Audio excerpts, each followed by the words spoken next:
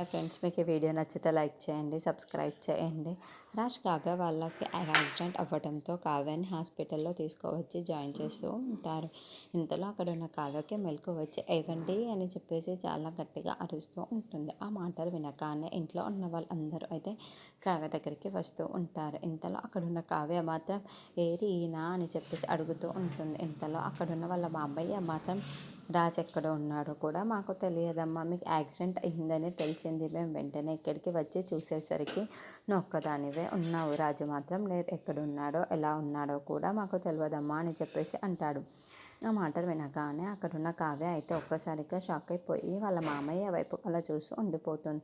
ఇంతలో అక్కడున్న అపర్ణాదేవి మాత్రం అప్పు వైపుకు చూసి ఏమైంది అప్పు, రాజు ఎక్కడున్నాడు, ఎలా ఉన్నాడు అని చెప్పేసి చాలా బాధగా అడుగుతుంది. ఇంతలో అక్కడున్న అపర్ణ మాత్రం ఎలా ఉన్నాడో కూడా మాకు తెలియదు. ఎంత వెతికినా కూడా ఎక్కడ ఒక ఆనం కూడా కనిపించలేదు. ఎంత వెతికినా ఎక్కడా కనిపించలేదు. బావ ఏమైపోయాడో ఏమో.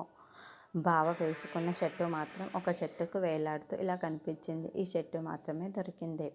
ఇంకా బావ మాత్రం కనిపించలేడు అని చెప్పేసి చాలా బాధపడుతూ ఆ షర్టుని చూపిస్తూ ఉంటుంది.